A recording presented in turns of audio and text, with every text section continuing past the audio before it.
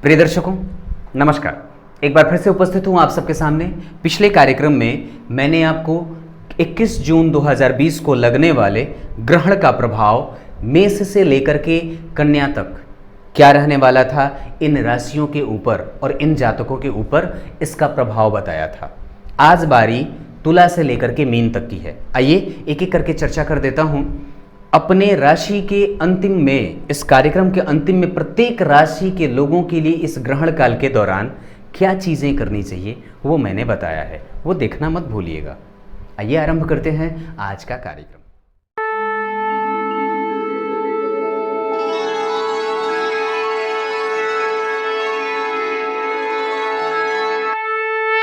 तुला राशि व्यवसायिक राशि होती है और ऐसी स्थिति में कि आपकी कुंडली में अगर चंद्रमा जहां बैठे हैं वहां 7 नंबर लिखा हो या फिर आपका नाम तुला राशि से आता है तो ये प्रभाव आपके लिए कैसा रहेगा, आइए जानते हैं आपकी कुंडली के लिए ये ग्रहण कैसा रहने वाला है और आपके जीवन पे इसका प्रभाव अगले कुछ महीनों के लिए कैसा रहने वाला है। तो तुला राशि को अगर लग्न में रखा तो ये ग्रहण कहाँ जाके बनता है, जन्म कुंडली के भाग्य भाव में, और भाग्य भाव को ये कमजोर करेगा क्योंकि ग्रहण वहां लग रहा है। जिस भाव में ग्रहण लगेगा वो उस भाव को प्रभावित करेगा बुरे तौर पे। तो क्या क्या प्रभावित करेगा, तो विचार करिए। तो सूर्य बैठे हैं, सूर्य आपकी कुंडली के लिए होते हैं लाभ, यानी कि लाभ को प्रभावित करेगा। बुध ग्रहण में हो रहे हैं, ग्रहण से प्रभावित हो रहे हैं, जड़त्व दोष में हैं, वक्री हैं, इस वजह से कहीं ना कहीं बुद्धिमत्ता कमजोर होगी। और क्या किस मामले में बुद्धिमत्ता कमजोर होगी, क्योंकि ये धर्म का भाव होता है। अपने से बड़े और गुरुजनों का हो सकता है आप अनादर कर दें, कुछ ऐसी बातें बोल दें जो आपके कुटुंबजनों का आपको नुकसान करा दे। हो सकता है कि कुछ लोग आपसे निकट आना चाहते हों, कुछ आप ऐसी बातें बोल दें जो आपको दूर लेके चले जाए। ऐसी स्थितियां, ऐसी स्थिति में कि तुला लग्न के जो लोग होते हैं उनकी कुंडली के लिए भाग्य भाव के अधिपति या तुला राशि अगर जन्म कुंडली में बन रही हो तो आपकी कुंडली के लिए अभी की जो स्थिति, जो ग्रहण का प्रभाव है वो कहीं ना कहीं धर्म क्षेत्र में हो रहा है और धर्म क्षेत्र को वो प्रभावित करेगा। ये भाग्य के असहयोग की स्थिति को दिखा रहा है। तो आपकी कुंडली के लिए इस स्थिति में कि ग्रहण का प्रभाव कैसा है, तो ये थोड़ा सा आपके उच्च शिक्षा को प्रभावित कर रहा है, आपके भाग्य के असहयोग को स्थिति और असहयोग की स्थिति को दिखा रहा है, बड़े जनों के साथ मतभेद को दिखा रहा है, मति बुद्धि को परेशान करने वाला बन रहा है। क्योंकि वास्तव में आपकी कुंडली के लिए जो दशम भाव के अधिपति हैं वो चंद्रमा, जो कैरियर भाव के अधिपति हैं वो अस्त होके जन्म कुंडली के व्यय या पंचम दशम भाव में, नवम भाव में बैठ रहे हैं। ये कहीं ना कहीं मानसिक चित्तवृत्ति को परेशान करने वाले और थोड़े से मानसिक प्रतिकूलता को दिखा रहे हैं। अगर अन्य ग्रहों की बात करते हैं तो आपकी कुंडली में शुक्र अष्टम भाव के अधिपति होकर के अष्टम में बैठे हैं, तो यहाँ से वो थोड़े से अचानक से धन लाने वाले या कई बार कुछ ऐसे चीज़ें या फिर ऐसे चीज़ों का आगमन हो जाएगा जो आपको धन से संबंधित सुविधाओं का लाभ दे सके। गुरु और शनि चतुर्थ भाव में बैठे हैं और यहाँ पे 10 नंबर की राशि बनेगी। राशि अगर देखते हैं तो गुरु और शनि मकर राशि से गोचर कर रहे हैं, तो हो सकता है कि माता के स्वास्थ्य को थोड़ा परेशान करें। लेकिन ऐसी स्थिति में कि गुरु जब केंद्र में आ जाएंगे कर्क राशि, तुला राशि के लोगों के लिए, तो वो थोड़े से उनके स्वास्थ्य को बाद में जाकर के लाभ भी देंगे। और हो सकता है कि इस दौरान आपके पति और पत्नी के साथ संबंधों में, चूंकि यहाँ का अधिपति मंगल जो है पंचम में आ रहा है, शनि की राशि में बैठा है, त्रिकोण के अधिपति होकर के केंद्र में आ रहे हैं, तो थोड़ा सा लाभ तो मिलेगा, प्रेम संबंध तो होगा, अच्छा भी मिल सकता है, लेकिन फिर भी कटुतापूर्ण विचारों से आपको दूर ही रहना ज़्यादा सही बनेगा। क्योंकि सप्तम का अधिपति अगर पंचम में आए या पंचम का अधिपति सप्तम में आए तो थोड़ा सा वो कमजोरी से देखने वाला या फलों को कमजोरी या कमतरी से देने वाला हो जाता है। आपकी स्थिति में जन्म कुंडली के सप्तम भाव के अधिपति हो जाते हैं मारक मंगल और वो पंचम में बैठे हैं, तो शिक्षा को भी कहीं ना कहीं वो प्रभावित करेंगे क्योंकि शत्रु ग्रही हो रहे हैं और इनके ही नक्षत्र में ये ग्रहण भी लग रहा है। तो ये भाव प्रभावित हुआ, धर्म भाव, और कहीं ना कहीं पंचम भाव भी थोड़ा सा निगेटिव जा रहा है। तो निर्णय कभी भी सोच के लें, विचार के लें। हो सकता है कि पराक्रम का लाभ ना मिले, भागा दौड़ी वाली स्थितियां रहेंगी, आपके निर्णय कई बार गलत से सिद्ध भी हो सकते हैं। इसका क्या करना है जो तुला राशि के हैं इस ग्रहण काल में, वो अंतिम में बताऊंगा, अंतिम तक देखिएगा। वृश्चिक राशि के जातकों के लिए ये ग्रहण कैसा रहने वाला है। अगर आपके नाम की राशि वृश्चिक राशि से आती है या फिर अगर आपकी कुंडली में चंद्रमा जहां बैठे हैं वहां पे अगर 8 नंबर लिखा हो इसका मतलब है कि आप वृश्चिक राशि से आते हैं। और सबसे पहले और ज़रूरी बात कि अगर आपकी कुंडली में ग्रहों की स्थितियां कुछ अच्छी बन रही हैं तब तो इस ग्रहण का प्रभाव कुछ सकारात्मक दिखेगा। अन्यथा की बात, अगर वो थोड़े कमज़ोर या बुरे फल दे रहे हैं कुंडली में तो यहाँ भी वो थोड़े निगेटिव्स आ रहे हैं। विचार करिए, अगर आपकी राशि को मैंने यहाँ रखा तो ये ग्रहण कौन से भाव में गया? अष्टम भाव में। अष्टम भाव में चार ग्रहों का बैठना स्वास्थ्य को परेशान और कष्ट को दिखा रहा है। इस वजह से मैं ये कहूँगा कि प्रायः बच के रहना है। और कैसे? तो आपकी कुंडली में कैरियर को ये कमज़ोर कर सकता है, साथ ही साथ भाग्य को कमज़ोर कर सकता है। और एक स्थिति कि ये अष्टम भाव के अधिपति अष्टम भाव में बैठे हैं, वक्री हैं और राहु के साथ हैं। उनकी दूसरी राशि जन्म कुंडली में कहाँ बनी? लाभ भाव में। तो लाभेश को भी ये परेशान करता है। लाभेश जा करके अष्टम में बैठे तो लाभ को कमज़ोर करता है। दैनिक आय की स्थिति को, क्योंकि कैरियर को कमज़ोर करेगा तो ये परेशान कर सकता है। भाग्य में असहयोग की स्थिति को ला सकता है। इस वजह से निर्णय लेने से बचें, गलत संगति में जाने से बचें, धार्मिक और धर्म के मार्ग को कभी छोड़ें नहीं। साथ ही साथ लाभ के चक्कर में बहुत ज़्यादा पड़ने की आवश्यकता नहीं है। इस दौरान चूंकि समय अभी कमज़ोर चल रहा है तो ये ग्रहण आपके लिए थोड़ा मुश्किल भरे पलों को दे सकता है।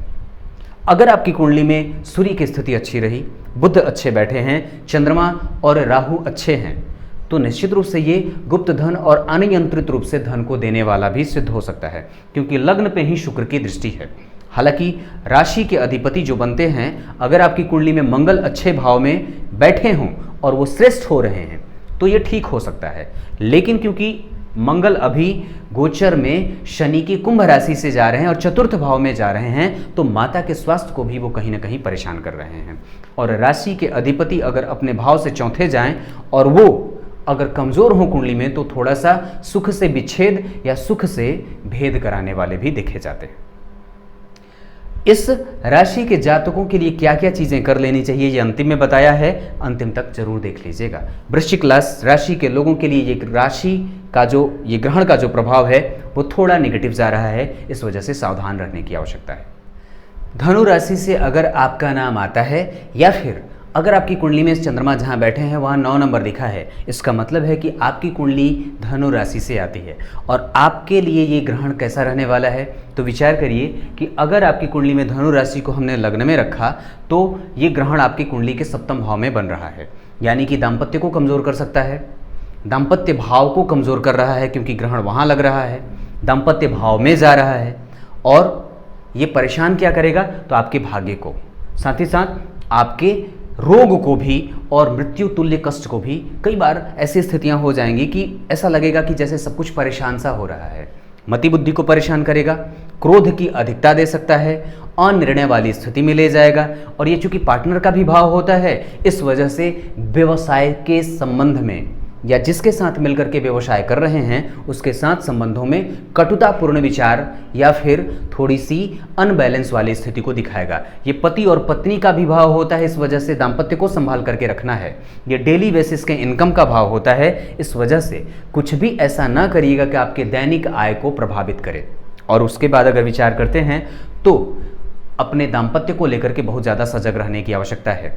रोग वगैरह में चमड़ों का विशेष ख्याल जरूरी है। ऐसी स्थिति में थोड़ी सी रोग के और दुश्मनों के जाने की स्थिति बन रही है। आप इस दौरान शत्रुहंता भी होंगे, कोई भी शत्रु आपको कभी परेशान नहीं कर सकता है, क्योंकि शुक्र रोग और शत्रु भाव के अधिपति होकर के वहीं बैठे हैं। और ये स्थिति अच्छी है क्योंकि वो अगले ही भाव में, हाँ, आत्मविश्वास थोड़ा सा कमज़ोर हो रहा है, मन थोड़ा सा चंचल हो रहा है और साथ ही साथ अनिर्णय की स्थिति भी देखी जा रही है।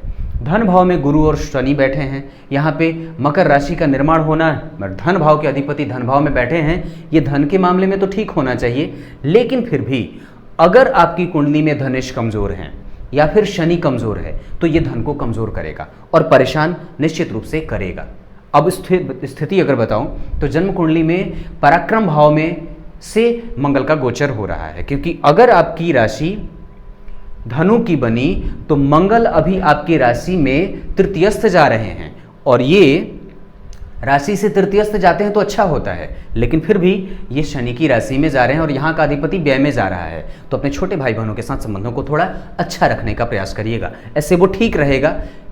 स्थितियाँ कमज़ोर नहीं हैं, लेकिन फिर भी मैं समझता हूँ कि आपके कटुतापूर्ण संबंध यहाँ से देखे जा सकते हैं, क्योंकि मंगल यहाँ पे थोड़ी सी उग्रता लाने का काम कर रहे हैं। अब अगली राशि की तरफ आगे बढ़ते हैं, मकर राशि को देख लेते हैं। अगली राशि है मकर राशि। अगर आपकी जन्म कुंडली में मकर राशि में चंद्रमा बैठे हैं, यानी कि 10 नंबर में बैठे हैं, तो ये मकर राशि है। या फिर आपका नाम अगर मकर राशि से आता है तो कैसा रहने वाला है ग्रहण, आइए विचार करते हैं।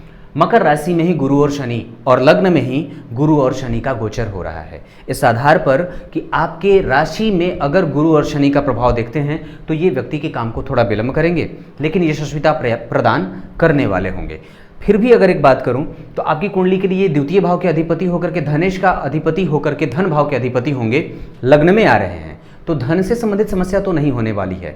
और कहीं ना कहीं ऋण मुक्ति की भी संभावना बन रही है। अगर आपने पिछले कई दिनों से कर्ज को लेकर के अपने आप को परेशान कर रखा है, या फिर ये सवाल पूछना चाहते हैं कि कर्ज से मुक्ति कब मिलेगी, तो वक्त आ गया है शायद। कारण क्योंकि ऋण भाव में बुध स्वयं बैठे हैं, और ये ग्रहण जो है ये ऋण भाव में ही बन रहा है। सूर्य जो कि जन्म कुंडली के अष्टम भाव के अधिपति होकर के रोग भाव में बैठे हैं, तो स्वास्थ्य का विशेष ख्याल रखिएगा, विशेषतया हड्डी, नेत्र और बालों का, लिवर आदि का। और दूसरी बात कि यहीं पे चंद्रमा भी बैठे हैं जो कि जन्म कुंडली के सप्तमेश होते हैं, तो अपने पति और पत्नी के संबंधों को थोड़ा सा निकट लाने का काम करिएगा। इस दौरान अगर विवाह आदि के बारे में कोई विचार कर रखा है तो थोड़े दिनों के लिए उसे टाल देना सही रहेगा। बुध बैठे हैं और वो रोगेश भी होते हैं। अगर बुध जन्म कुंडली के रोग भाव के अधिपति हों और रोग भाव में बैठे हों, बड़ा लाभ होता है ये। और व्यक्ति सात्विकता से अपने परम शत्रु को भी जीत लेता है, और बिना शस्त्र के भी जीवन के प्रत्येक परिस्थिति पे विजय प्राप्त कर लेता है। ये आपकी कुंडली में शत्रुओं से आपके दूर जाने की और शत्रु आपसे पराजित होने वाली स्थिति में अब आ गए हैं। पिछले कई दिनों से जो कोर्ट केस वगैरह चल रहा होगा, दुश्मनों के साथ वाद विवाद वाली स्थिति जो होगी वो अब अंत होने वाली है। इस ग्रहण का प्रभाव ऐसा दिख रहा है। शुक्र पंचम भाव के अधिपति होते हैं आपकी कुंडली के लिए। अगर कर्क राशि को अगर लग्न में रखता हूं तो अगर यहां से अगर देखता हूं तो पंचम भाव के अधिपति पंचम भाव में ही बैठे हैं, यानी कि अगर विवाहवादी की बात चलाना चाहते हैं तो कर सकते हैं, किसी को इजहार करना चाहते हैं तो कर सकते हैं। शिक्षा भाव बेहतर बन रहा है। कोई भी एजुकेशन से संबंधित अगर कोई भी निर्णय लेना चाहते हैं तो ले सकते हैं, उसका लाभ है। वस्तुतः अगर बात करते हैं तो यहाँ से आपकी कुंडली में कोई भी ग्रह अगर देखते हैं तो लग्न पे ही गुरु और शनि का प्रभाव है। काम में विलंब की स्थिति बन रही है, लेकिन कहीं ना कहीं काम बनेगा भी, क्योंकि लग्न में गुरु, हालांकि वो राशि से नीच हो रहे हैं, फिर भी मैं समझता हूं कि वो सप्तम स्थान को देखने का काम कर रहे हैं, तो कहीं ना कहीं उसका प्रभाव आपके आय को भी प्रभावित करेगा अच्छे तौर पे। और लग्न में शनि विराज रहे हैं धनेश होकर के, ये ठीक है, लेकिन शत्रुओं से पराजित होने वाली स्थितियां आपके पक्ष में नहीं आ रही हैं, यानी कि शत्रु आपका हारेगा। रोग व्याधि की स्थिति बन रही है, क्योंकि ये ग्रहण जो है वो रोग में बन रहा है। विशेषतया अष्टम भाव के अधिपति यहाँ आ रहे हैं और वो सूर्य होते हैं, इस वजह से, क्योंकि सूर्य को ही तो ग्रहण लग रहा है, और बुध को, क्योंकि बुध जो है वो रोगेश होकर के रोग भाव में बैठा है, तो थोड़े से चमड़े से संबंधित समस्याओं को भी देने वाला और जड़मति बुद्धि को भी दिलाने वाला। प्रतियोगिता परीक्षाओं में ऐसी स्थिति में कहीं कहीं असफलता के बाद सफलता को भी देखने को और स्थितियां मिल रही हैं। अब अगले राशि की तरफ, कुंभ राशि की तरफ आते हैं। आपके लिए जो उपाय बनता है वो कार्यक्रम के अंतिम हिस्से में बनाया है, अंतिम तक देख के जाइएगा। अगली राशि है कुंभ राशि। अगर आपकी कुंडली में चंद्रमा जहां बैठे हैं वहां 11 नंबर लिखा है, इसका मतलब है कि आप कुंभ राशि से आते हैं। ये दार्शनिक राशि होती है, जीवन का दर्शन कराने वाली। और जब इस पर से ग्रहण का प्रभाव देखते हैं तो क्या सामने आता है, लग्न में ही मंगल, और वो भी शत्रु की राशि में। और ये जो ग्रहण लग रहा है वो कहीं ना कहीं चंद्रमा इस बार मृगशिरा नक्षत्र में उस समय हो रहे हैं, और लग्न में मंगल उग्रता को बढ़ाएंगे। शत्रुग्रही होकर के बैठे हैं तो अपने प्रभाव को निष्पक्ष नहीं देंगे, एक तरफा कमजोर भी देने वाले होंगे, क्योंकि कहीं ना कहीं ये मंगल अकेले बैठे हैं ना शत्रु की राशि में। और अगर आपकी कुंडली में कुछ महादशा में, अगर गौर करने वाली बात है कि महादशा किसी अच्छे भाव के अधिपति की चल रही है तो ये ठीक होगा। लेकिन अगर बात जब हम इस ग्रहण को करते हैं और ग्रहण के बारे में, तो ये ग्रहण पंचम भाव में जा रहा है, मिथुन राशि में। मिथुन राशि कुंभ राशि के लोगों के लिए 5वें नंबर पे आती है, 5वें भाव में जाती है। राहु, बुध, सूर्य और चंद्रमा। राहु तो मूल त्रिकोणस्थ होकर के पंचम भाव में बैठे हैं, ये ठीक होगा, क्योंकि राहु अगर यहाँ और यहाँ बैठे हो तो श्रेष्ठ होते हैं, यानी कि एजुकेशन का भाव यहाँ से अच्छा बन रहा है। दूसरी बात है कि ये प्रेम संबंधों के जमान होने का भी भाव होता है। बुध यहीं का अधिपति होकर के यहीं बैठा है, तो ये भी थोड़ा ठीक होगा, थोड़ा सा उसमें पॉजिटिविटी तो देगा, लेकिन चूंकि ये संतान का भी भाव होता है, इस वजह से कि जन्म कुंडली में सप्तम भाव के अधिपति ग्रहण दोष से पीड़ित हैं, तो डेली बेसिस के इनकम को कम करेंगे, संतान उत्पत्ति में बाधा उत्पन्न करेंगे। और कई बार अगर चीज़ें सारी ठीक रहीं तो मुझे लगता है कि आप लोगों को थोड़ा सा संभल के रहने की आवश्यकता है, बहुत ज़्यादा नहीं। आप इस सूतक काल में विशेषतया कुछ नियमों का पालन कर लीजिएगा, और ग्रहण काल के दौरान भी अगर आप चाहें, अगर आप गर्भ से हैं या गर्भवती हैं, तो हमेशा निरंतरता से भगवान के किसी एक, चाहे सुंदरकांड का पाठ हो सके या फिर रामायण के किसी एक मंत्र का या फिर किसी एक चौपाई का कई बार जप कर लीजिए। अगर हो सके तो इस दौरान आप अपने बीमारी के लिए, या फिर कोई जो ग्रह आपकी कुंडली में कमज़ोर है थोड़ा सा, या फिर अगर आपकी कुंडली में सप्तमेश या पंचमेश अगर मजबूत हो, या उनकी महादशा चल रही हो, या फिर किसी ऐसे ग्रह की महादशा चल रही हो जिसका प्रभाव आपकी कुंडली के पंचम भाव पे हो, तो उस पंचमेश की आराधना कर लीजिए, ताकि आपकी संतति पे इस ग्रहण का प्रभाव थोड़ा कम दिखे। और इस दौरान आपको छिलने कटने की स्थिति से दूर रहना चाहिए, सब्जी काटने की स्थिति नहीं होनी चाहिए, कहीं पे भी कोई चीज़ काटने, छीलने या फिर कोई भी चीज़ जो प्रायः टूटने वाली हो, इससे दूर रहना चाहिए।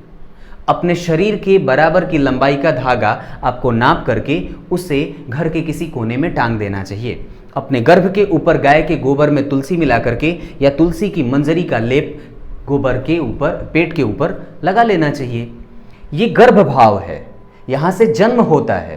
पंचम भाव सुत भाव है, ये उस भाव में जब ग्रहण लगेगा तो बच्चों के स्वास्थ्य को, गर्भवती महिलाओं के स्वास्थ्य को, और खास करके पढ़ने पढ़ाने वाले लोगों को और शिक्षा के भाव को थोड़ा सा कमजोर करेगा। माध्यमिक शिक्षा को ये जड़ बुद्धि से प्रेषित करेगा। इस दौरान आत्मविश्वास को, डेली बेसिस का इनकम और दाम्पत्य को थोड़ा सा कमजोर करने वाला भी हो सकता है। इस वजह से इन सभी चीज़ों का ध्यान रखना है। ये क्या करना है इस ग्रहण के दौरान, ये अंतिम में बताऊंगा, जरूर देख के जाइएगा। अब अंतिम राशि की तरफ आगे बढ़ते हैं। अगर आपकी राशि मीन राशि से है, आपका नाम अगर मीन राशि से आता है, या फिर आपकी कुंडली में चंद्रमा जहां बैठे हैं वहां 12 नंबर लिखा है, इसका मतलब है कि आप मीन राशि के हैं। मन के भटकने की राशि और दार्शनिक राशि जल तत्व की राशि होती है। गुरु की ये गौण राशि होती है। अगर इसके ऊपर से इस ग्रहण को घटा करके देखते हैं तो क्या बात सामने आती है, यहाँ पे ये ग्रहण जो है वो आपकी कुंडली के चतुर्थ भाव में आ रहा है। गौर करिएगा, चतुर्थ भाव किसका भाव होता है? माता का भाव होता है, स्नेह का भाव होता है, भूमि का भाव होता है, जमीन का भाव होता है, वाहन का भाव होता है, माता पिता के साथ बिताए गए पलों का भाव होता है, पति और पत्नी के हम बिस्तर होने का भाव होता है। जन्म कुंडली के चतुर्थ भाव से जीवन के प्रत्येक प्रकार के सुखों का प्रायः कुटुंबजनों के साथ बिता करके इसका ये भाव होता है। अब विचार करिए, तो अगर ग्रहण इसी भाव में लगा, यानी कि इस भाव को प्रभावित करेगा, तो इन सभी क्षेत्रों को वो थोड़ा थोड़ा प्रभावित करेगा। क्या नहीं करना चाहिए इस दौरान? आपको अपने माता के स्वास्थ्य का और माता के साथ मतभेद की स्थिति में नहीं जाना चाहिए। वो कुछ भी कहें, बस चुप रहिए। कुछ दिनों तक, अगले 1 से 2 महीने तक इसका प्रभाव रहेगा। उनके विपक्ष में जाने की कोई आवश्यकता ही नहीं है, क्योंकि चंद्रमा जो कि माता का कारक होता है वो स्वयं ग्रहण से ग्रसित रहता है। इस स्थिति में कि चतुर्थ भाव में है, तो कभी भी अगर किसी को पैसे देने की इच्छा हो रही हो, प्रायः जमीन वगैरह खरीदने की, टेंडर लेने की स्थिति बन रही हो, किसी मित्र के साथ मिलकर के कोई काम करना चाहते हो, किसी अनभिज्ञता और अनभिज्ञता से युक्त जिसे आप न जानते हो उसके साथ कोई व्यवसाय करने की कोई ऑफर आ रही हो, तो विचार कर लीजिएगा। अपने पैसों को कभी भी किसी दूसरे को न दें जिसे आप न जानते हो। इस दौरान चूंकि ये ग्रहण लग रहा है और ये छल कपट का भी भाव होता है, तो उसकी संभावना भी बढ़ जाएगी। माता के स्वास्थ्य का विशेष ख्याल जरूरी है, और खास करके ये सुख भाव होता है तो ग्रहण लग रहा है तो मीन राशि के जातकों के लिए थोड़ा कमजोर हो रहा है। यहाँ पे रस्सा कस्सी वाली स्थिति देखते बन रही है। यहाँ पे शुक्र जो है आपके पराक्रम भाव के अधिपति होंगे, और वो इस समय उसी राशि से गोचर भी कर रहे हैं। अगर आपकी कुंडली में शुक्र की स्थिति अच्छी है, सूर्य की स्थिति अच्छी है, पराक्रम भाव के अधिपति की स्थिति अच्छी है, क्योंकि मंगल भी पराक्रम के कारक होते हैं। वो शनि की राशि में गोचर करके 12वें में जाएंगे तो वो पराक्रम के फल को कमतरी से देने वाले, कमजोरी से देने वाले और यात्रा विशेष कराने वाले, कई बार वो यात्रा का फल भी निष्फल सा सिद्ध हो जाता है। कारण है कि लाभ भाव में गुरु बैठे हैं नीच के, और वो वास्तव में आपकी कुंडली के पंचम भाव पे उच्च की दृष्टि डाल रहे हैं। तो शिक्षा भाव को तो मजबूत करेंगे, लेकिन चूंकि शनि और गुरु एक साथ एकादशवें भाव में बैठे हैं तो लाभ तो देंगे, लेकिन फिर भी किसी दूसरे को पैसे बिल्कुल देने से बचना है। कारण क्योंकि मंगल की दृष्टि जो है वो जन्म कुंडली के छठे भाव पे पड़ रही है और वो सूर्य की राशि से सूर्य को ग्रहण लगा है, ऋणेश को, और रोग भाव के अधिपति ग्रहण में है। छठे भाव के अधिपति को ग्रहण लगा ना, यानी कि ये कहीं ना कहीं परिस्थिति को अनुकूल ले जाने वाले नहीं बन रहे हैं, क्योंकि वो चतुर्थ भाव में जा रहे हैं और ऊपर से मंगल की दृष्टि भी है, तो ये परेशान कर सकता है। इस वजह से किसी को भी अभी पैसे देने से बचें, खास करके जब आपकी कुंडली में चंद्रमा कमजोर देखे जा रहे हों या रोगेश कमजोर हों, तो बिल्कुल भी किसी को पैसे न दें। प्रिय दर्शकों, अब एक एक करके आपको तुला राशि, अगर आप तुला राशि से आते हैं तो कहीं ना कहीं आपके लिए ये ग्रहण है वो चाहे कैसा भी फल करने वाला हो, ये तो कई चीज़ों पे निर्भर करता है, लेकिन मैं समझता हूँ कि आपको ठाकुर जी की पूजा कर लेनी चाहिए। ठाकुर जी की पूजा में अगर हो सके तो इस दौरान आप उनके नाम महामंत्र और 12 अक्षर मंत्र का जप कर लीजिए। शुद्धता से युक्त होकर के स्नान करके बैठिए, संकल्प से लेकर के जो भी मन में इच्छा हो उसकी आराधना करके और उसका ध्यान करके आप इस मंत्र का जप कर सकते हैं। ओम नमो भगवते वासुदेवाय। अगर आप वृश्चिक राशि से आते हैं, क्योंकि तुला के बाद वृश्चिक की अगर विचार करते हैं तो हनुमान चालीसा का पाठ बहुत ज़्यादा जरूरी हो जाएगा। हनुमान चालीसा के सुंदरकांड का पाठ या हनुमान चालीसा का 108 बार अगर पाठ कर लेते हैं तो श्रेयस्कर है। इस दौरान अगर हो सके तो संकल्प लेकर के, अगर हो सके तो हनुमान बाहुक का पाठ कर लीजिए अगर किसी शारीरिक व्यथा से ग्रसित हैं तो। अगर घर का कोई सदस्य बीमार चल रहा हो तो हनुमान जी के नासय रोग हरै सब पीरा, जपत निरंतर हनुमत बीरा, इसी एक पंक्ति का पाठ कर लीजिए, इसका ही जप कर लीजिए संकल्प लेकर के, ये सही रहेगा। उसके बाद अगर विचार करते हैं तो कन्या के बाद तुला, तुला के बाद वृश्चिक और धनु राशि से हैं तो आपको बहुत ज़्यादा बेहतर होगा गुरु के बीज मंत्रों का जप। गुरु के बीज मंत्रों का जप कर लीजिए, आपको लाभ होना चाहिए। और किसी भी परिस्थिति से अगर गुजर रहे हैं तो मुझे लगता है कि सूर्य के बीज मंत्रों का भी जप आपको लाभ करेगा, ये भी श्रेयस्कर होगा। धनु के बाद मकर की बात करते हैं तो शनि के बीज मंत्रों का जप कर लीजिए, चंद्रमा के बीज मंत्रों का जप कर लीजिए। ये मानसिक अवसाद की स्थिति से आपको निकालने में सहयोगी सिद्ध हो जाएगा। अगर हो सके तो नमः शिवाय के मंत्रों का भी जप आप कर सकते हैं, क्योंकि मानसिक व्यथा जो है वो देखी जा रही है। मकर के बाद कुंभ की बात करते हैं तो अगर आप कुंभ राशि से आ रहे हैं तो निश्चित रूप से मैं समझता हूं कि हनुमान जी की आराधना यहां भी बनेगी, लेकिन शनि के बीज मंत्रों का जप ज्यादा लाभ करेगा, क्योंकि वास्तव में जो गोचर बन रहा है वो शनि के लिए ज़्यादा लाभ देते दिख रहा है। तो अगर आप शनि के बीज मंत्रों का जप करना चाहते हैं तो कर लीजिए, संकल्प लेकर के जो भी मानसिक इच्छा होगी उसकी पूर्ति के लिए शनि का बीज मंत्र आपको लाभ करेगा। मीन राशि के लिए जो गोचर आपकी कुंडली के लिए अगर देखता हूं तो बुध के राशि से, और अगर बुध की स्थिति आपकी कुंडली में अच्छी है और अगर वो अंतर प्रत्यंतर में हो, या फिर अगर विशेषतया सुखेश अंतर प्रत्यंतर में हो, या फिर सुख कमजोर हो रहा हो, या सुख भाव के जो भी आपकी कुंडली में अधिपति बनते हों उनके बीज मंत्रों का जप कर लीजिए, लाभ हो जाएगा और बेहतर लाभ होगा और श्रेष्ठ लाभ होगा। कुछ इसी तरीके से आज के कार्यक्रम का समापन करते हैं। तब तक के लिए इजाजत दीजिए, कल एक बार फिर से उपस्थित होंगे अगले कार्यक्रम के लिए। तब तक के लिए नमस्कार।